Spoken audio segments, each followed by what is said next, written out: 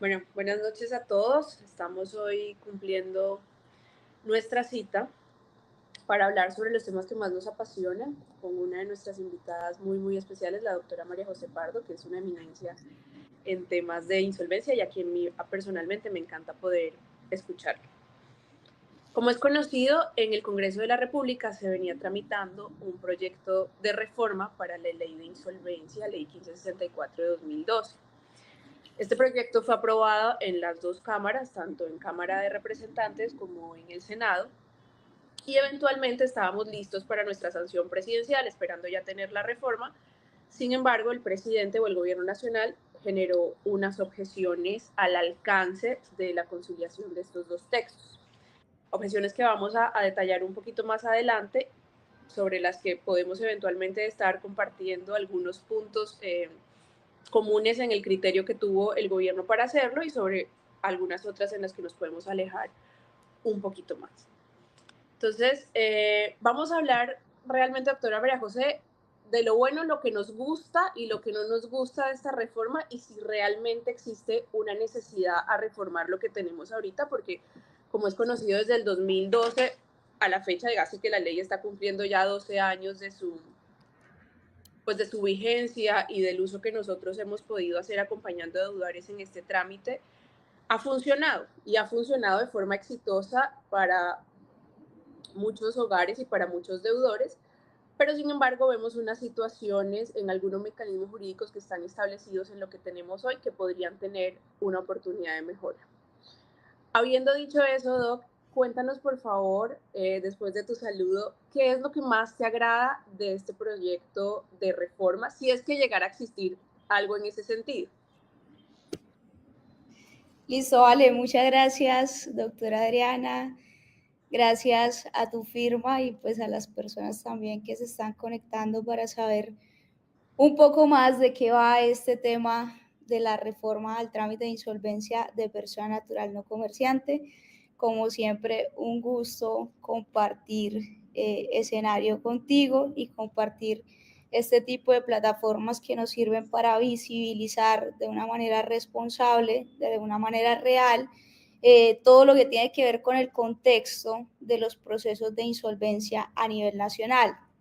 Efectivamente, el trámite de insolvencia que tenemos en este momento es el que se rige por el Código General del Proceso a partir de su artículo 531 al 576, Ley 1564 de 2012. A raíz de varias situaciones se ha intentado reformar esta ley, este título del Código General del Proceso, buscando llenar algunos vacíos, entre ellos pues el intento que hubo hace poco por parte de nuestro Congreso de promover pues el proyecto de ley que fue, como tú lo dices, aprobado en Senado y Cámara, pasó pues a presidencia, pero presidencia objetó este proyecto en 5 puntos específicos que vamos a estarlos tocando en el desarrollo de esta intervención. Frente a la pregunta que me haces respecto a si desde mi posición hay lugar a una reforma, yo creo que es necesario hacer una reforma al trámite de insolvencia, es necesario que haya un poco más de vigilancia, que haya un poco más de regulación, porque como está contemplado ahora el trámite en sus procedimientos, en sus funciones, en las partes que intervienen en el proceso, las leyes que han sido creadas posterior a este proceso que no están dentro del proceso como tal, como es el caso de la Ley de Garantías Mobiliarias, pues sí merece una regulación en este trámite de insolvencia de persona natural no comerciante.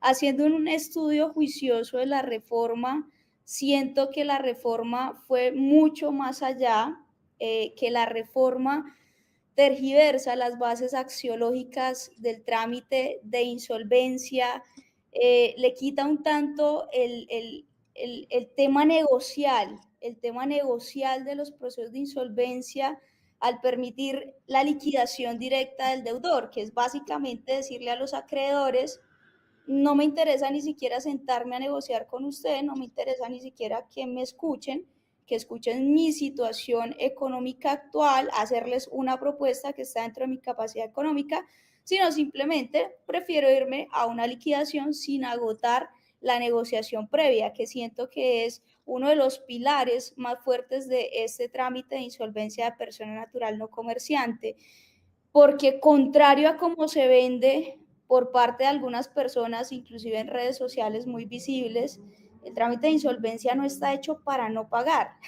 El trámite de insolvencia no está hecho para reforzar una cultura económica del no pago. Por supuesto que no. El trámite de insolvencia está diseñado tanto en la ley 1116, que es insolvencia empresarial y de comerciantes, como la 1564, para el pago de las obligaciones, para honrar las obligaciones de una manera que sea pues más dable a las situaciones económicas y al contexto que tiene el deudor, ya no el deudor que adquirió unas obligaciones con una capacidad de endeudamiento muchas veces alta, sino que ahora pues su contexto ha cambiado. A grandes rasgos es como una crítica general que tengo de la reforma. Por supuesto, hay puntos positivos, pero yo que me he formado, que mi firma pues atiende muchísimos deudores, muchísimos procesos a nivel nacional, siento que el proceso cierra mucho la parte negocial y la parte de podernos sentar con los acreedores a diseñar una propuesta de pago. En general sería como un apunte que podría hacer sobre la reforma. Coincido especialmente, pues digamos, hay algunos matices en el articulado en donde se puede evidenciar esa situación, digamos, particularmente en una de las objeciones o la primera de las objeciones que fue planteado por el gobierno nacional, obedece a la posibilidad de presentar unos recursos a la admisibilidad del trámite. Básicamente se habla de recursos de reposición en subsidio o un recurso de apelación que sería eventualmente conocido, por lo que se entendería el superior jerárquico del conciliador, que en lo personal considero que el conciliador no tiene un superior jerárquico por su naturaleza propia, básicamente su labor es ayudar, promover el diálogo, ayudar a la conciliación, pero en el entendido de la narrativa de la propuesta a la reforma, se diría que ese superior jerárquico sería el director del centro de conciliación, con el inconveniente que tendría eso eventualmente, que es que un director del centro de conciliación legalmente no está obligado a ser un operador en insolvencia, no está obligado a conocer profundamente el trámite de insolvencia, sino básicamente a generar funciones administrativas del centro de conciliación, que además están dadas también propiamente por el reglamento interno de cada centro de conciliación. Entonces, es como si a través de esta figura o de esta posibilidad de conocer del recurso de apelación, se le otorgaran también a él funciones jurisdiccionales de forma transitoria. Entonces, se desdibuja un poquito esa naturaleza negocial porque entendemos que los operadores de insolvencia, por ser conciliadores en sí mismos, tienen transitoriamente esta investidura, pero es porque son conciliadores y finalmente esa función está dada con ocasión al acta que resulta después de todo el procedimiento, que es el acuerdo en sí mismo. Digamos que yo también puedo ver un poquito ahí que ahí se pierde esa figura de negociación y que adicionalmente pues hay este inconveniente que se trae. No sé cuál sea la postura de Atria o de la doctora María José con relación a esta de las objeciones. En lo personal yo le encuentro razón a la objeción presentada y sí creo que hay una dificultad en que el director del centro pueda resolver eventualmente sobre un recurso de apelación sobre la admisibilidad de un trámite de insolvencia. Ya que tocas ese punto, vamos a entrar en materia para los que están preguntando que qué puntos de pronto relevantes trae la reforma en cuanto al procedimiento de insolvencia. En este momento, las personas, los profesionales que nos dedicamos a este tema, sabemos que hay muchos retos frente a la operabilidad y frente a los efectos del proceso, tanto en su fase de negociación como en liquidación. Algunos de los retos puntuales son frente a la suspensión de libranzas y embargos, frente a la suspensión de medidas cautelares, frente a las aperturas de liquidación, frente a la ejecución o no de las garantías mobiliarias dentro del proceso de insolvencia, pero no solamente esas. Esas en la parte procedimental que impactan directamente al deudor dentro del trámite. Pero en el tema del procedimiento, si lo quieren llamar así, hay una especie de vacío o confusión, que es en cuanto a que la ley hace una distinción entre qué es controversia y qué es objeción dentro del proceso.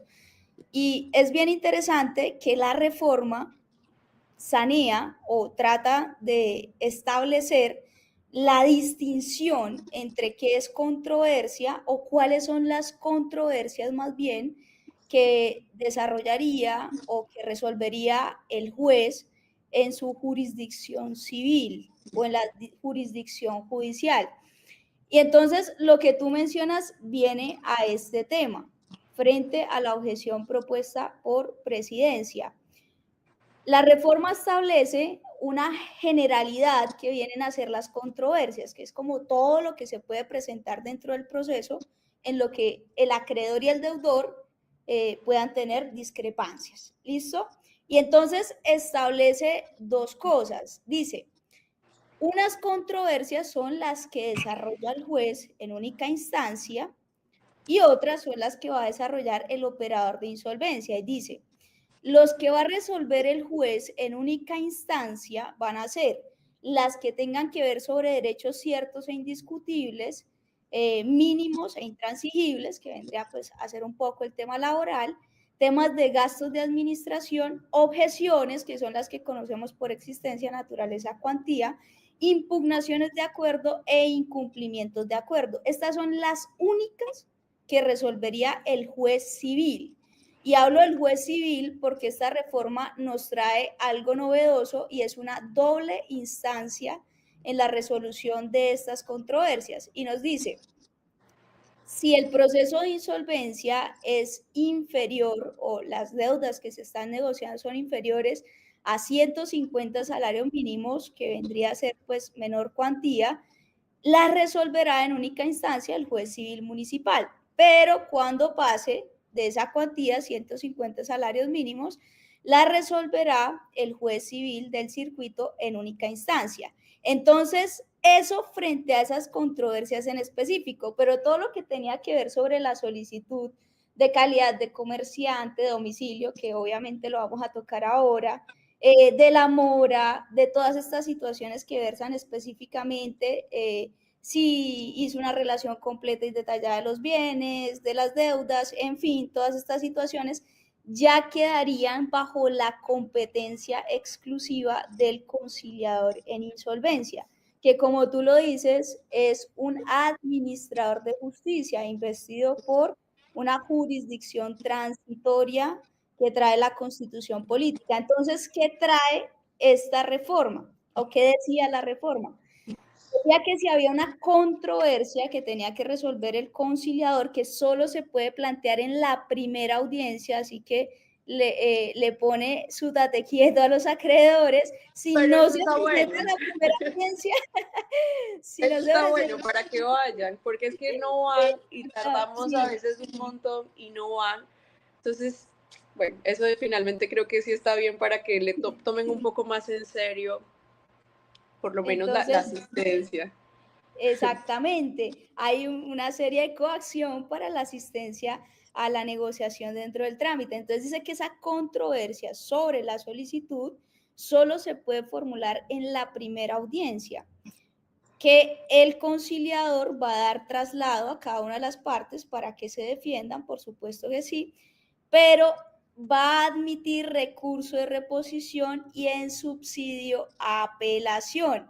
Acá es donde viene desdibujándose el proceso, porque entonces nos crea una doble instancia al interior del proceso que en sí es un proceso de única instancia. Y esto no es lo grave. Lo grave es que esa doble instancia o quien va a ser el superior del conciliador en insolvencia va a ser el notario o el director del centro de conciliación, y a su vez el director del centro de conciliación puede delegar en subdirectores de insolvencia o asesores jurídicos esta resolución de controversias. Y acá es muy importante lo que tú dices. Por ley, los directores de centro de conciliación no tienen que ser abogados. Mucho menos les exigen tener la capacitación de ser conciliador y también el diplomado en insolvencia, que es lo que forma a un operador de insolvencia.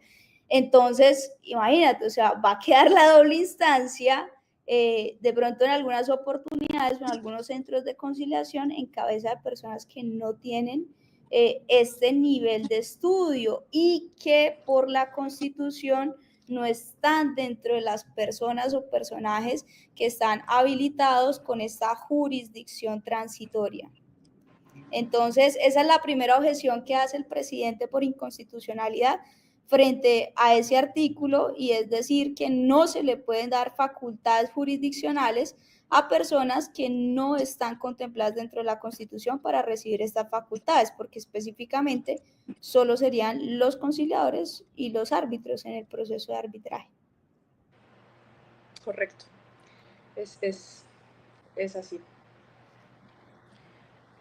Hablábamos también sobre el tema del domicilio, ¿no? O decías, eventualmente, el momento en que se suscita una controversia, ya sabemos que ahorita en la actualidad tenemos como, por decirlo así, la controversia como una generalidad, y el 552 que nos habla sobre los créditos propiamente dichos como una especificidad dentro de lo que eventualmente se podría controvertir, y esto puede ser todo. Aquí ya lo detalla, que en asuntos que sean sobre la admisibilidad del trámite son propios del conciliador y el juez de alguna manera lo desconocerá.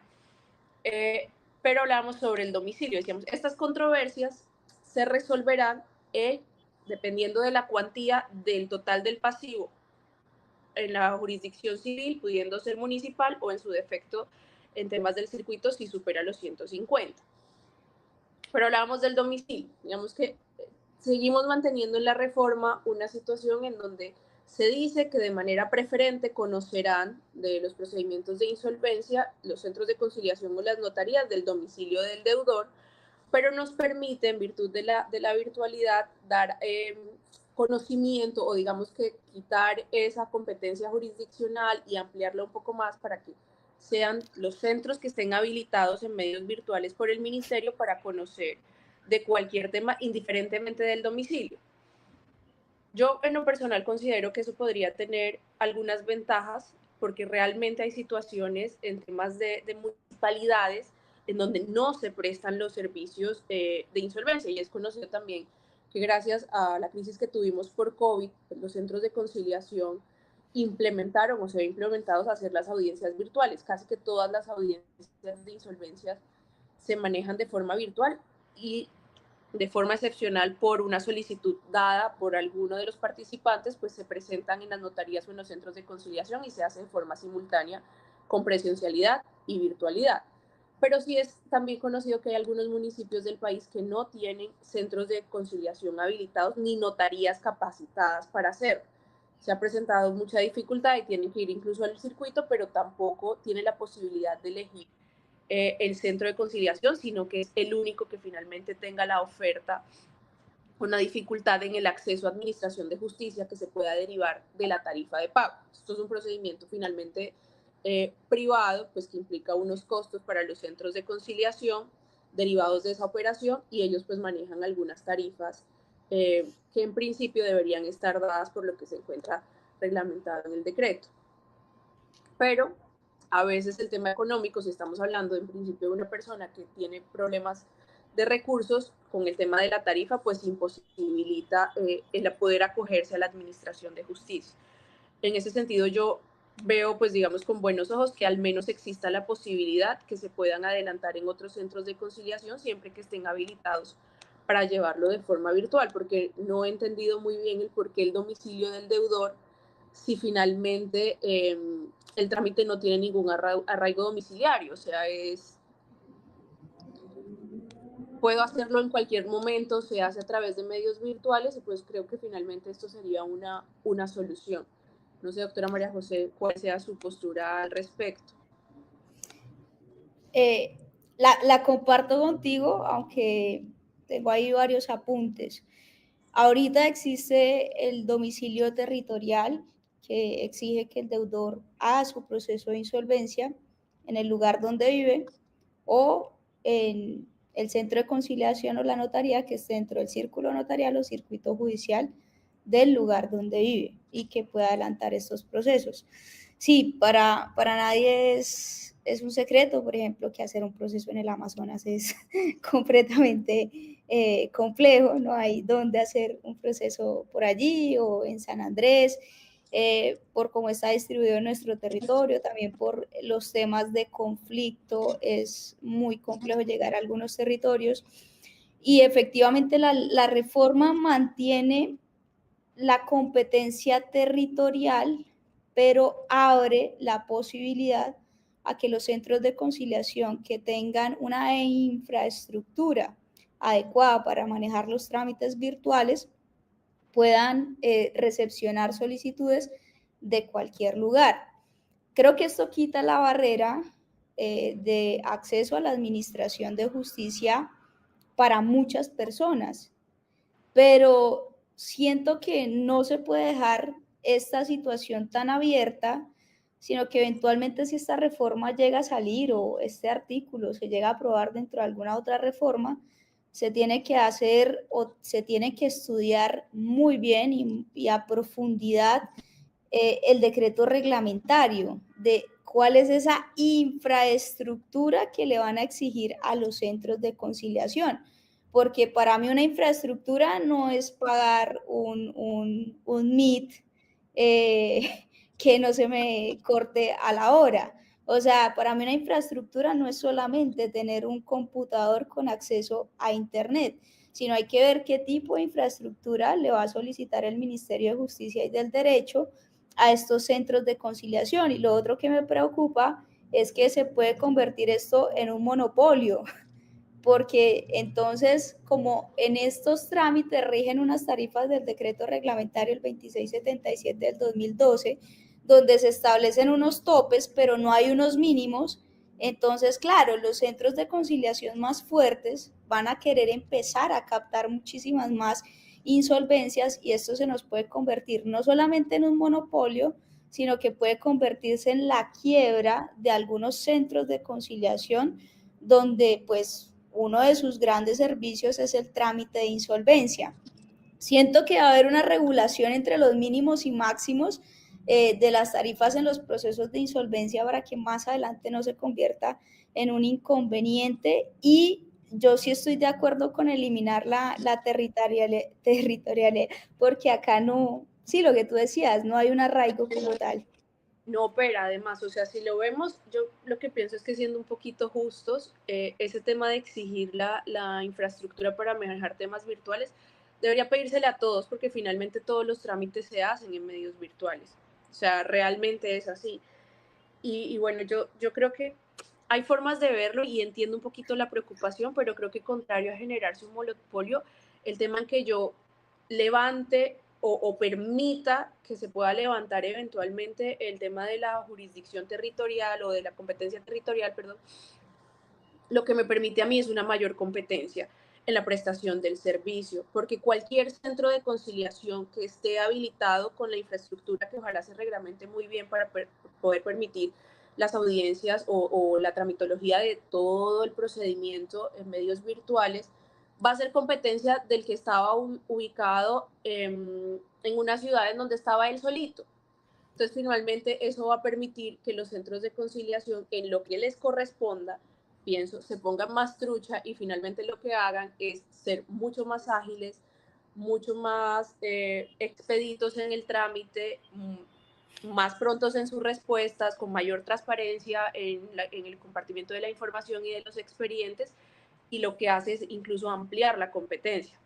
Finalmente, cuando suceden este tipo de cosas, como pasa con la reforma de insolvencia, yo lo que creo es que hay una capacidad de creación. A veces le tenemos un poquito como de resistencia al cambio, pero cuando salió la ley 1564 del 2012, nadie nos dijo cómo era que teníamos que empezar a interpretar la ley y hoy tenemos construido un montón de cosas que muchas funcionan muy bien y que algunas otras digamos que tenemos muchas discusiones o generan cierto tipo de dificultad, que es un poquito la razón por la cual se lleva la intención de reformarlo. Como tú bien lo decías, el tema de las libranzas o de los descuentos, la discusión que sí se da desde la admisión, la discusión o la problemática negocial que da el no tener claridad de eso, que esta ley intenta resolverlo un poquito y ahorita lo veremos en mayor detalle, el tema de las garantías mobiliarias y finalmente este tipo de procesos son o no de cobro ejecutivo, que también intenta resolverlo en cierta medida la reforma, que son las dificultades que tenemos. Pero cuando surgió la ley en el 2012, era como, esto es lo que hay y sobre lo que vamos a empezar a trabajar y construimos todo un camino, que es un poquito también lo que creo que va a pasar cuando suceda la reforma, porque yo sí creo que va a ser una realidad, ojalá teniendo ciertos ajustes, pero yo creo que va a ser una realidad en su momento, porque además, digamos que en temas de operación se necesita. Pero esperemos a ver, ojalá sea así más una competencia y que todos se vuelvan mucho más ágiles y mucho mejores de lo que ya son, porque hay centros muy, muy buenos que lo hacen muy bien y nos permita pues finalmente flexibilice, porque entiendo estos son uno de los objetivos que se tratan con esta reforma que se está por lo menos discutiendo y esperando que finalmente pase el tema de las objeciones que presentó el gobierno nacional. Entonces, Doc, decíamos, listo, hay unas situaciones que nos obligan a intentar reformar el tema o algunas dificultades que tenemos porque no están tan claras que la ley quiere esclarecer. Hablamos sobre los efectos de la admisión del trámite. Entonces, cuéntanos un poco cuáles serían, digamos, los efectos que tendríamos a partir de la vigencia de esta nueva ley una vez sea un deudor admitido en insolvencia. Listo, vale. Entonces, como les comentaba, y para los que los están viendo y tienen conocimiento del trámite y los retos que trae el proceso, en la actualidad hay una omisión legislativa, lo explicaba yo en la conferencia del Congreso, hay una omisión legislativa frente a la aplicación de algunos efectos, porque contrario a la ley 550, a la ley 1116, la ley 1564 lamentablemente no contempló que con la admisión del proceso el deudor tuviese prohibido hacer pagos, compensaciones, transacciones, arreglos y demás sobre obligaciones. Entonces, esto se resuelve bajo un principio que es el principio de universalidad y el principio de igualdad. Y entonces, pues si el deudor no le puede hacer pagos a uno, no le puede hacer pagos a ninguno. Esa es una discusión que en la práctica en este momento es álgida, es una discusión que uno plantea con pagadores, que uno plantea con operadores, uno plantea con acreedores, se plantean sede de tutela, bueno, en todas las sedes se ha planteado esta discusión, sin embargo no ha habido pues un órgano de cierre que nos esclarezca cómo debe operar esta situación, pero la reforma sí lo trae. Hablando puntualmente de los efectos de la admisión al proceso de insolvencia, acá hay unas cosas bien interesantes.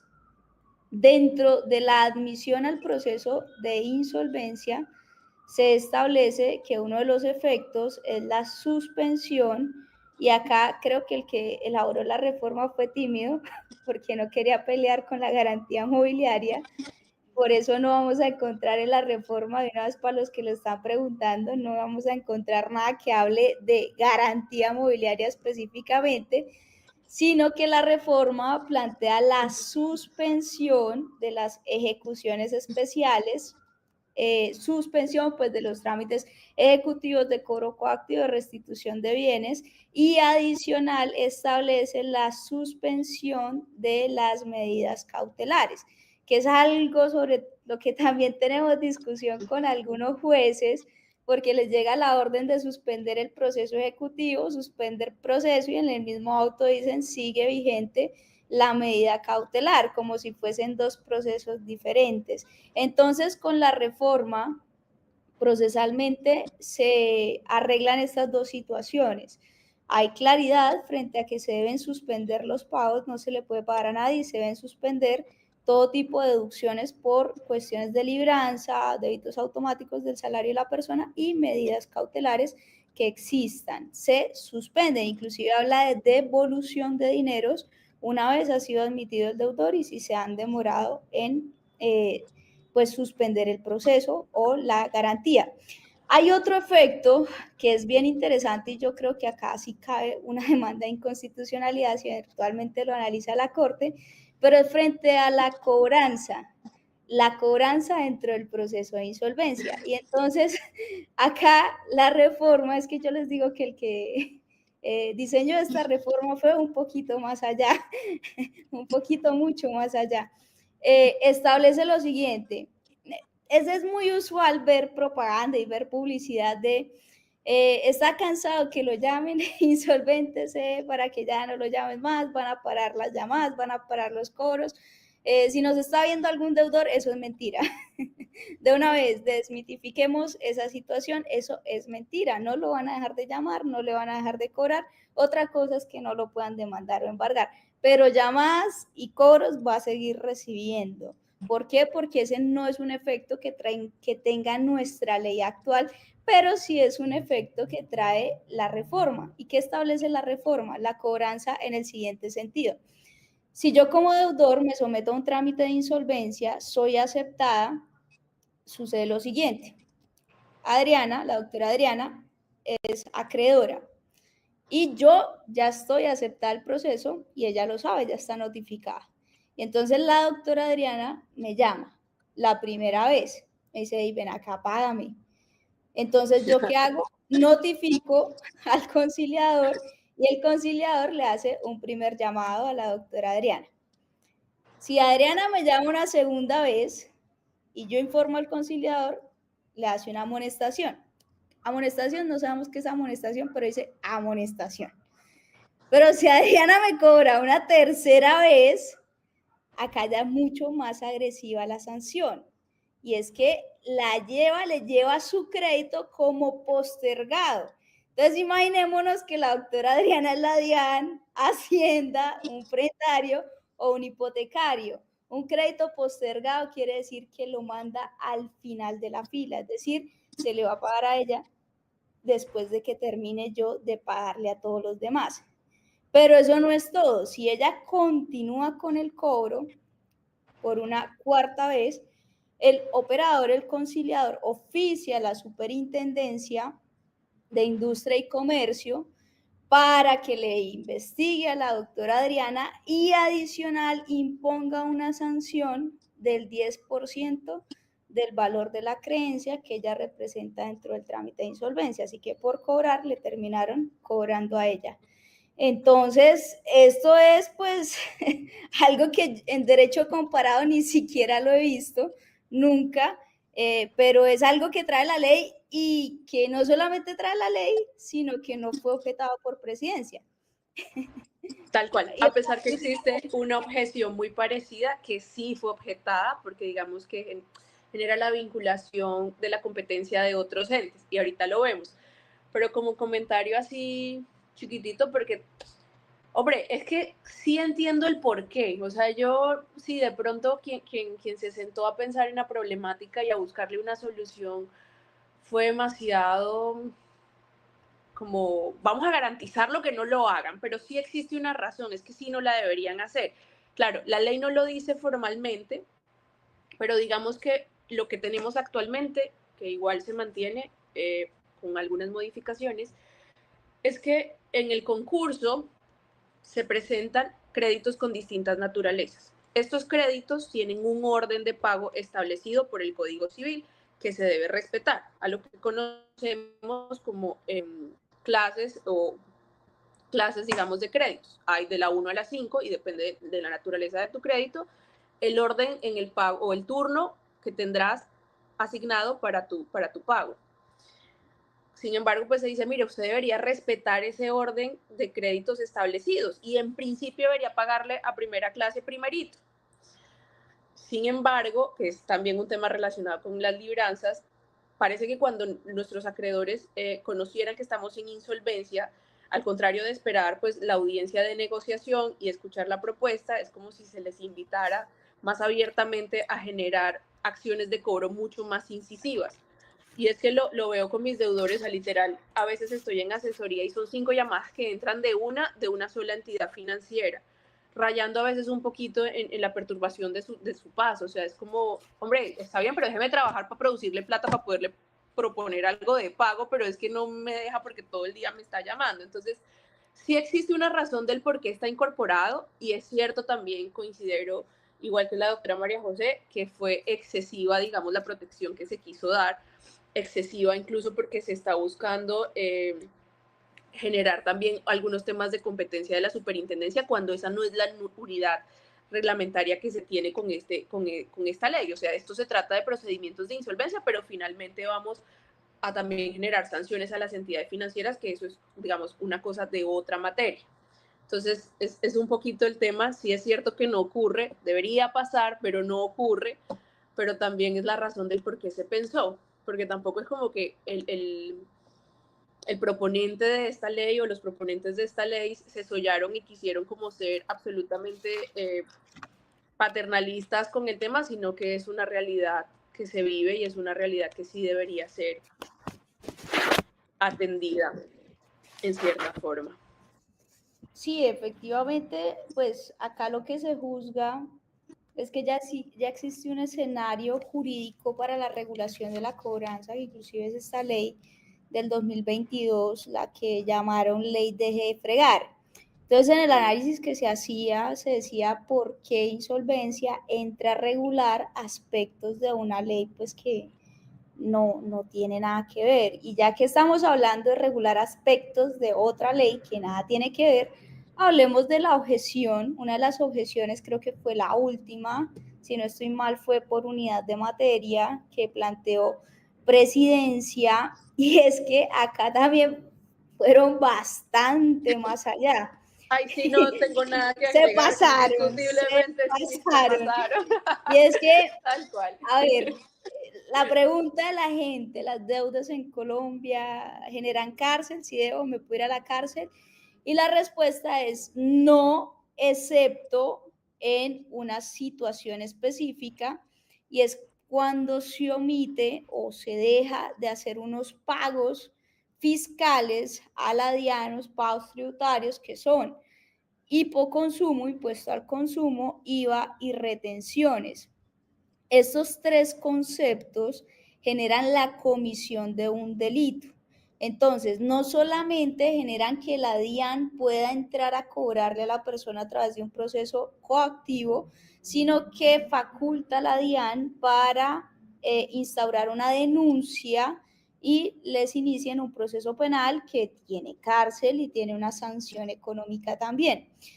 Ese delito pues se llama omisión de agente retenedor, está tipificado en el Código Penal. Y entonces el trámite, la reforma estableció que cuando hubiesen deudores dentro del proceso de insolvencia que tuviesen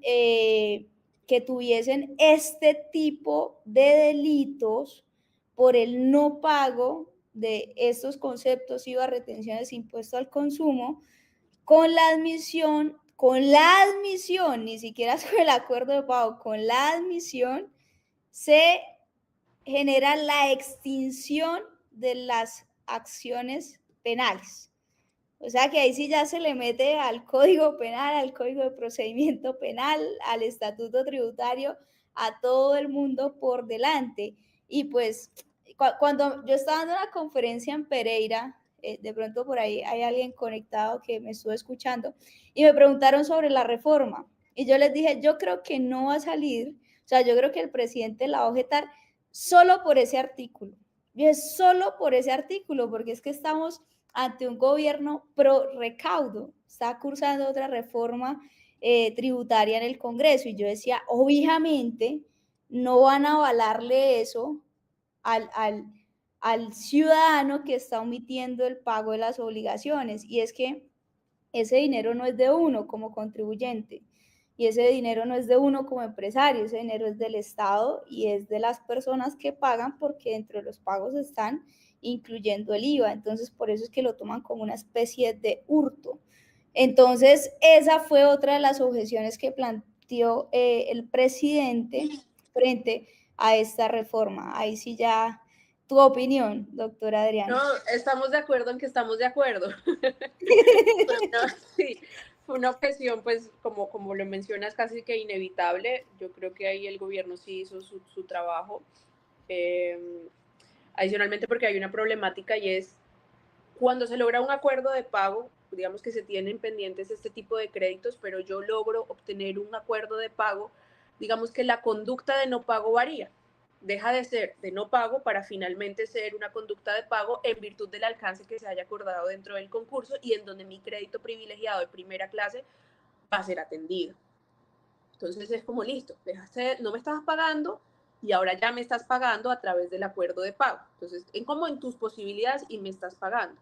Y muchas veces ese es el argumento de defensa al interior de los procesos que se hacen a nivel penal para el deudor. Y es como si es cierto, o sea, todo eso es cierto, pero mire desde mi conducta, y más porque lo penal pues analiza la conducta, yo ya estoy generando unos pagos y estoy honrando estos créditos. ¿Qué resulta en el tema penal? Eso igual, a veces sí, a veces no, pero por lo menos está la defensa de revísese mi conducta y ya estoy generando unos pagos. Pero hablar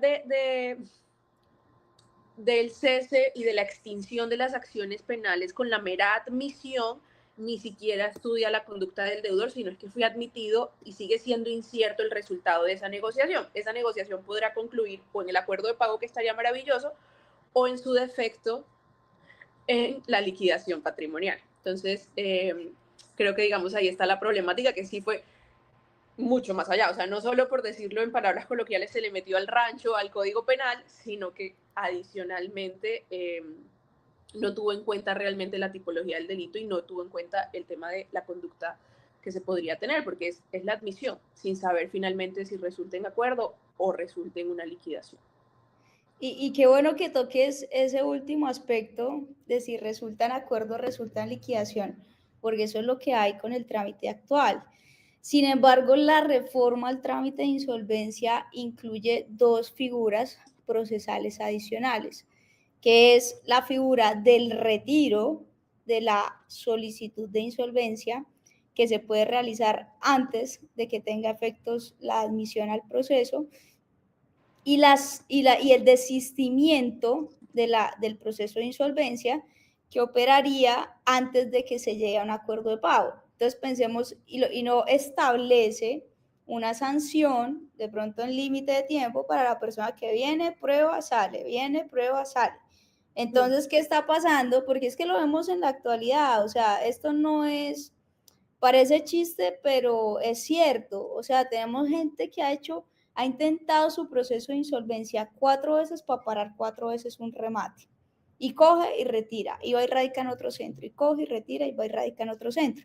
Entonces, esta reforma trae esas dos figuras que pues son de la parte general del código, que es la de desistimiento y la de retiro. Entonces, ahora un trámite de insolvencia ya no puede terminar solamente con el acuerdo o la liquidación, sino que podría terminar con el desistimiento y el retiro. Y pensemos en el desgaste de administración de justicia de una persona que tiene embargos, una persona que tiene libranzas, una persona que tiene procesos de cobro coactivo, inclusive una acción penal, y coge y se insolventa solo para suspender estas situaciones y se sale del proceso. Ahora, un centro de conciliación juicioso, pues inmediatamente vincula a todo el mundo, los oficia y levanta los efectos. Pero yo precisamente atendí un caso en cabeza de un acreedor donde se retiró del proceso y pasó año y medio y no notificaron el levantamiento de los efectos. Fue año y medio que duraron suspendidos todos los procesos. Entonces, ahora que hablábamos de la vigilancia frente a esa estructura e infraestructura que le van a pedir a los centros de conciliación para llevar procesos de insolvencia, pues debería así el Ministerio de Justicia tener también un canal abierto al ciudadano que sea público, donde se puedan denunciar este tipo de falencias y de verdad se impongan las sanciones diseñadas para estos centros de conciliación y que no puedan operar insolvencia. Porque si bien, o sea, acá lo hemos dicho, el proceso de insolvencia beneficia al deudor, pues no significa tampoco en tener detrimento de los derechos del acreedor, De los por supuesto acreedores, que no. O absolutamente. sea, esto tiene que ser también un tema equilibrado. Pero es que al contrario, digamos, de esa visión como muy litigiosa de uno versus otro, yo creo que el espíritu del procedimiento de insolvencia es un gana-gana. Ese es por lo menos el espíritu. De, vamos a intentar resolver, a ver cómo te generamos ese pago porque no estoy pudiendo. Vamos a intentar hacerlo.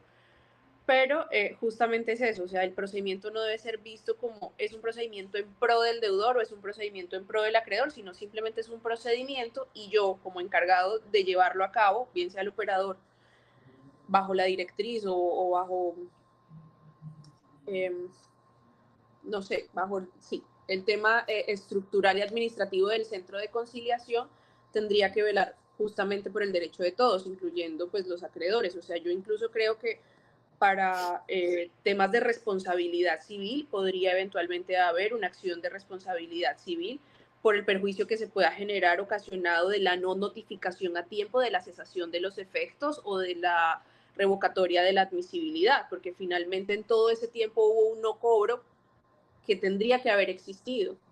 Entonces, creo que El podría tema ser... es, ¿cuánto cobras tú por hacer un proceso de responsabilidad civil? Tú eres especialista. ¿Cuánto cobrarías como abogado por un proceso de eso? Es que ese es el tema. Hoy atendí a una señora, Pues sus habría que deudas tasar los hace, perjuicios. Eso sí, que va a ser un proceso doloroso y lento, es cierto. Pero creo que le cabe el juicio de responsabilidad ahí. O sea, claro, pero le es que ¿cómo dolería más la así? sanción. Es que ¿cómo así que no notifica? No. Exactamente. Y ya que hablas ahí de algunas cositas que trae el trámite, pues la reforma trae una novedad, procesos de insolvencia para familiares, para familiares. O sea, esto también es que ni en derecho comparado se ve, o sea, yo lo he visto en derecho comparado. Y establece que varias personas, ni siquiera es una o dos, varias personas de un mismo núcleo familiar pueden hacer su solicitud al tiempo y ahí sí se le mete al rancho a los centros de conciliación, porque dice que el segundo proceso, la segunda solicitud, no se puede cobrar con tarifa de esas Uy, solicitudes, sino que no puede exceder el 50% de lo que cobró por la primera, es decir, yo me insolvento, y Adriana, mi primita, mi pero primita, justamente ahí va el comentario y es, bueno, finalmente, ¿hasta qué grado de consanguinidad, de afinidad o civil es sí, el núcleo familiar en el te entendimiento la de la ley? tengo, te la tengo. Es más, lo escribí por acá. Mientras lo busco, te voy respondiendo.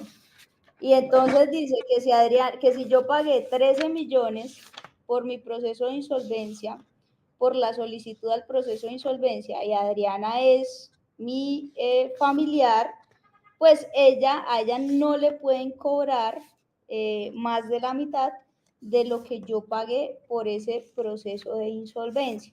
Entonces ahí entra a hacer una regulación directa sobre las tarifas de los centros de conciliación que pueden cobrarle a las personas para hacer este tipo de procesos de insolvencia.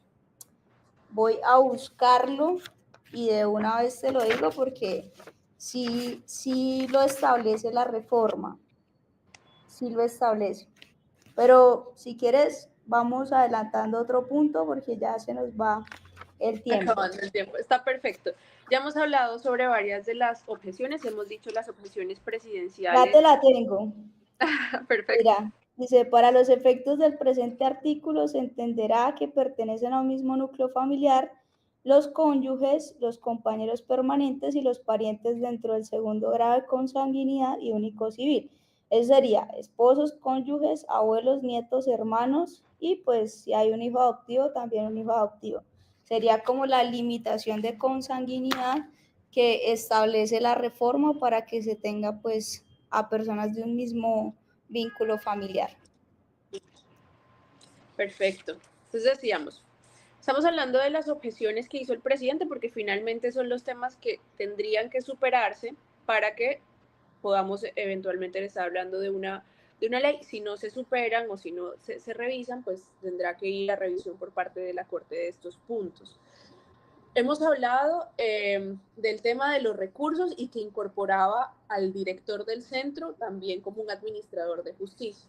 Hablamos de la dificultad que se tenía en temas de la eliminación de las acciones penales cuando habían delitos de agente retenedor y cómo esto evidentemente era excesivo en un asunto que finalmente lo que quería regularizar era el tema de la insolvencia propiamente dicho y se metió un poquito en el rancho del Código Penal.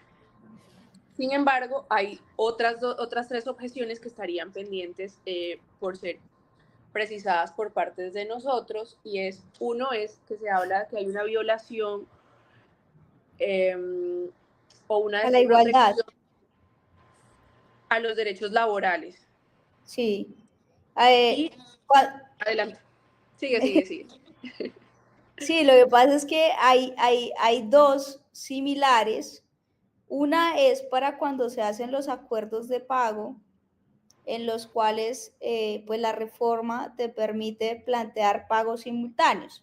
Es decir, yo tengo acreencias laborales, fiscales, tributarias en primera clase, pero también tengo obligaciones prendarias y el prendario me dice no te doy tiempo de espera.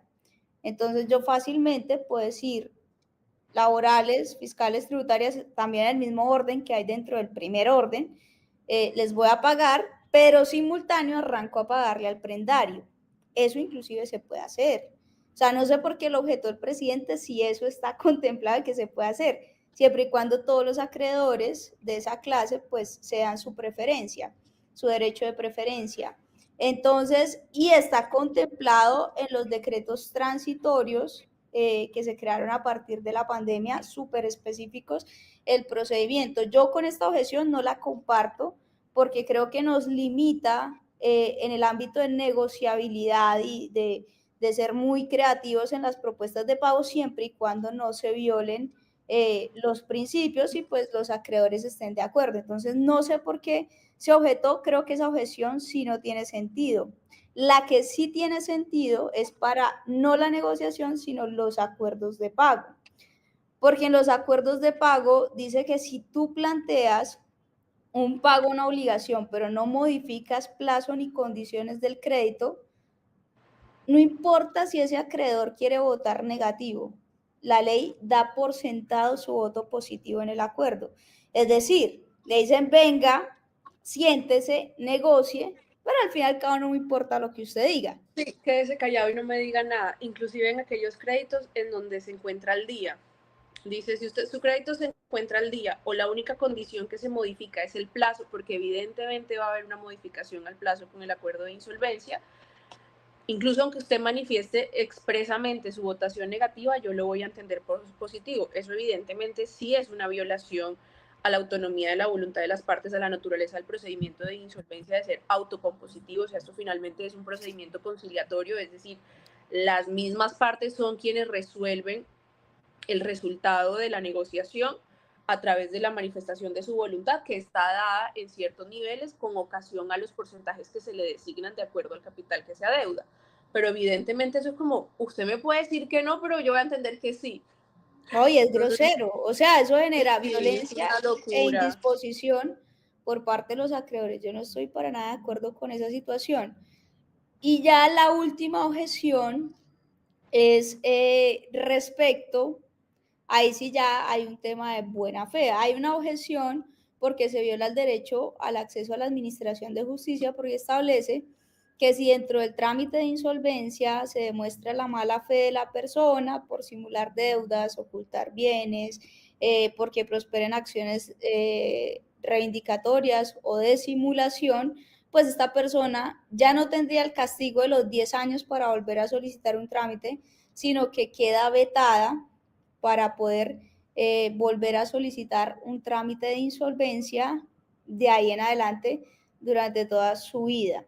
Entonces, esas son las 5 objeciones que planteó el presidente fueron específicas. Yo creo que algo se desconectó. Adriana seguramente tuvo algunos problemas de internet, pero creo que aprovechamos los últimos minutos para tocar algo muy álgido, y yo creo que era el aspecto más importante de esta reforma, y es la admisión de los comerciantes a este trámite de insolvencia. Establece que no solamente las personas naturales no comerciantes, sino que los comerciantes, bueno, ahí volvió, yo cogí a improvisar. Está perfecto. Establece que los comerciantes también se pueden acoger a este trámite. Establece, pues sí, un requisito, y es que estas personas tengan activos inferiores a 1.000 salarios mínimos.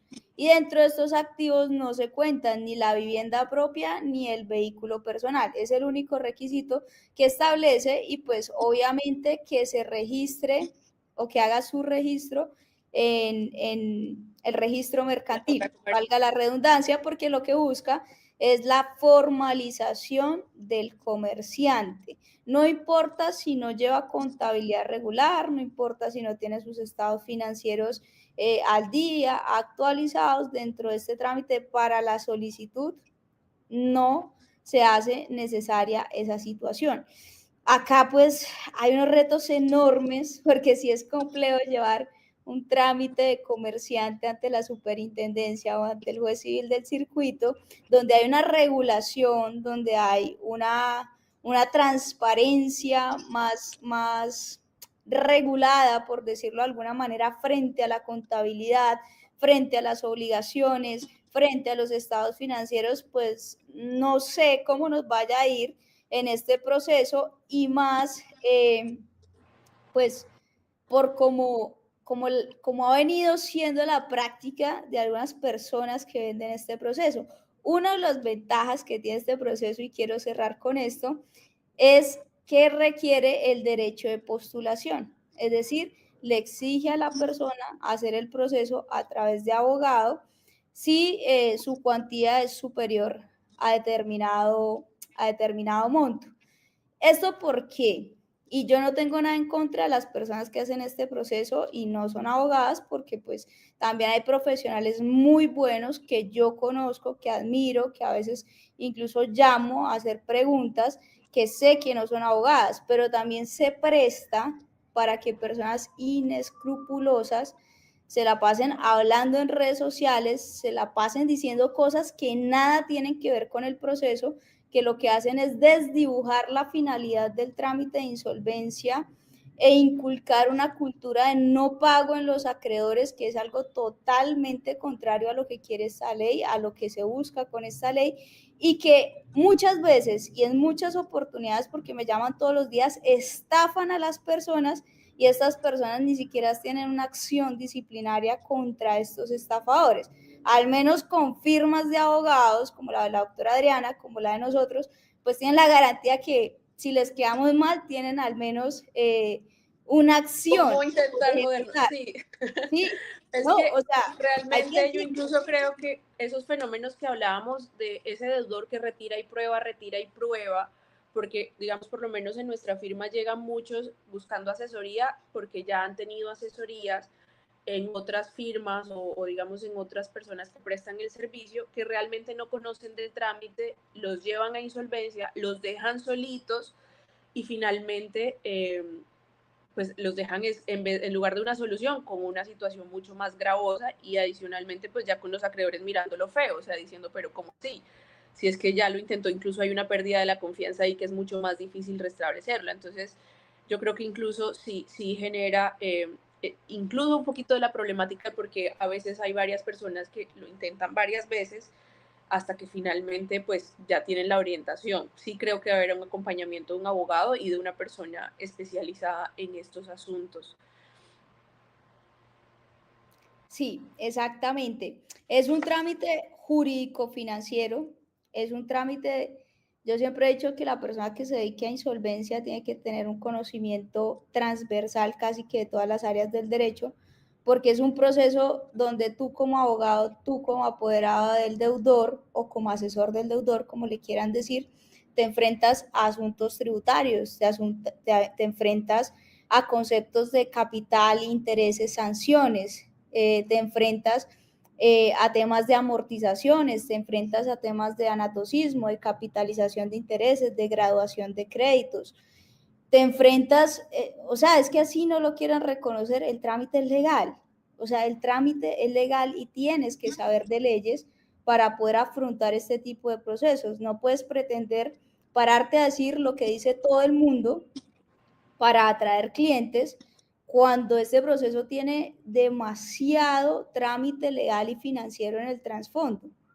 Es que es tan legal que está incorporado en el Código General del proceso.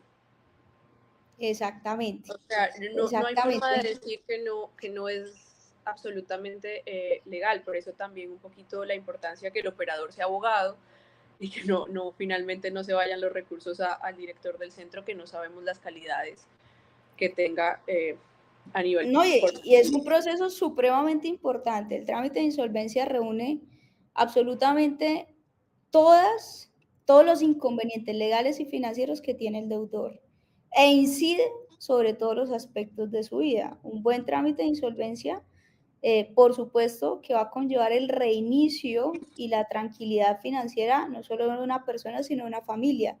Pero así como puede ser algo muy positivo, un trámite de insolvencia llevado con personas que no saben de estos procesos, con personas que no están capacitadas, que pueden llevar un mal procedimiento, también puede conllevar dejar en peores condiciones a la persona que está tratando de buscar un beneficio, un alivio, un salvavidas y tranquilidad a raíz pues de diversas circunstancias. Indiscutiblemente. Bueno, con esto hemos generado ya como un recorrido por las 5 objeciones que presentó el presidente y hemos caminado por alguno de los alcances que tiene pues el proyecto de reforma.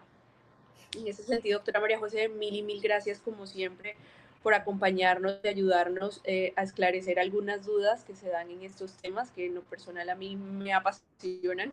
Me encanta hablar de solvencia y pues nada, esperamos si así el público lo requiere, nosotros estaríamos dispuestos a ampliar un poquito más porque realmente la reforma tiene muchísimo más de ancho y de largo sobre lo cual podemos seguir discutiendo. Entonces les agradecemos a todos su asistencia y espero que tengan una excelente noche. Vale, muchas gracias. Feliz noche para todos. No, doctora, a usted muchas gracias. Bueno, chaito.